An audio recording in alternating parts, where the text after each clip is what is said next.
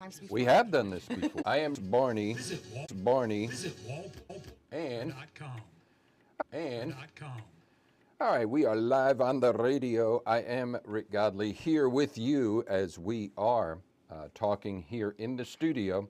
And in the studio, we've just fired up the streams for Kris Barney of DART, Domestic Abuse Resistance Team, no stranger to these airwaves, and also hopefully no stranger to you. And if she is a stranger to you and you happen to be, let's say in a church or especially a school, she's a community advocate. We're going to be talking about dating violence awareness, and more appropriately, Kris, you had it as teen dating, but dating is dating. That's right. And violence is violence. But if you will, introduce yourself and then talk about what, it's almost a shame that we have to be made aware of violence in dating situations, but we have to be made aware of it. Absolutely. So I am Kris Barney. I'm the community advocate for DART here in Ruston, and my job is to go out into our community and talk about dating violence and domestic violence.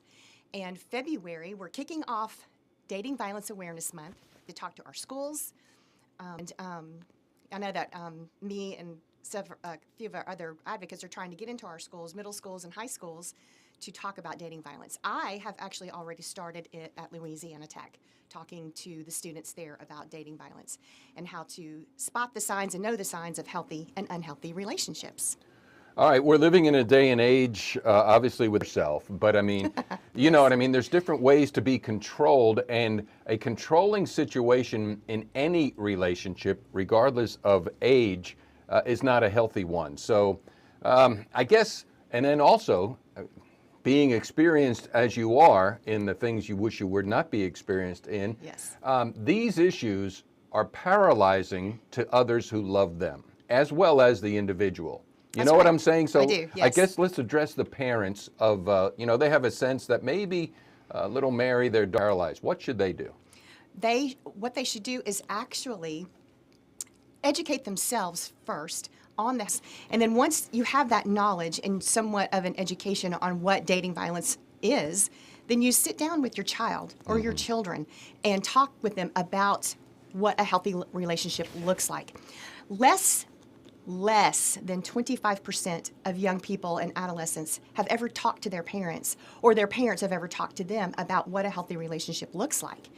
And it is a conversation that we need to start early as 8 years old.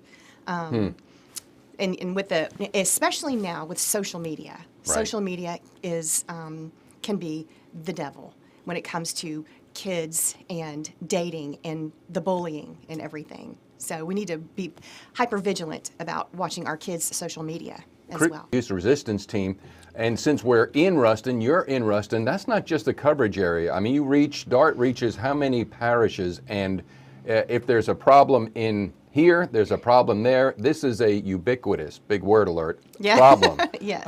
So define your region, and willing to go anywhere in that region to help. Yeah, so let me just say this. So DART serves 7 parishes, and each of our 7 parishes have their own rural advocate who also goes out into their community. Let's say Union Parish, Jackson, Bienville. They have the opportunity to go out into their own communities, represent DART, and talk about dating violence, even in their communities and in their schools. So I cover Lincoln Parish. Our rural advocates cover their own parishes, and we really put a big emphasis on Dating Violence Awareness Month. All right, so are you coming in, do you need help? Like you would think, and I've known you long enough and I've even known this issue. Yes. The reason why things stay in the dark is because we don't cast the light on them and with accurate and truthful information. So you would think school systems would be, come on in. But sometimes you run into some hindrances there. Big elephant in the room is churches. Anytime, we just go under the assumption, and how many times in the news do we have to realize, well, he was such a good person. But people in those situations had a hunch that something may not be right. How can we help overcome that to help all? Well, first of all, we bring it to the forefront and we talk about it. The only way to eradicate domestic violence, whether it's in our homes, our schools, and our churches, is to have a conversation and to educate ourselves, because people tend to think that just because we are in this wonderful, amazing church, that domestic violence and dating violence does not occur. You can be living in a wonderful Christian home with a beautiful house and a wonderful vehicles and all the things, but domestic violence and dating violence still exists. So we need to have a conversation. I would really like to get into the churches and even talk to youth groups and our schools. I have already contacted our local high schools to see about getting into the schools to see about talking to the students during health class or psychology or any class. And I haven't heard back from the high schools and our talk about it in high school, our high schoolers, because they're so highly influenced. Very much so. I mean, and how you change the future is how you change the present. So if we go on ignoring this problem in the grammar schools, junior high schools, grammar schools, and high schools, we'll continue to get what we have. And you know as well as I, quote unquote, break the cycle. I would think. And again, that's what I get for thinking, but a school board should embrace this and have this as part and parcel.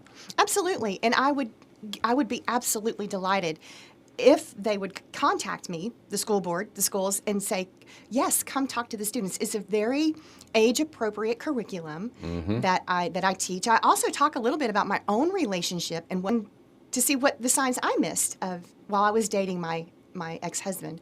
So, but we have to talk about it. And kids, I just need to get this out there that boys and young men are also victims of domestic violence and dating violence, especially with social media these days, in texting and all of that. And so I really would like to get out there and bring more awareness, educate our children and our young adults on what healthy and unhealthy relationships look like. Because a lot of times, let me just throw this in there, people don't know that they are actually in an abusive relationship. What signs did you miss?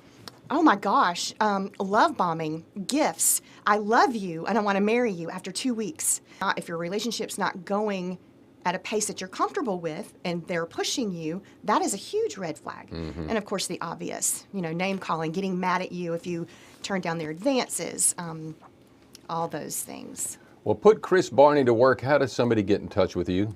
They can reach me at the DART office, 513-9373, and ask for me, and let's have a talk. Let's have a discussion about how I can get into your school or your organization, your clubs, your churches, and talk about educating on domestic violence and dating violence.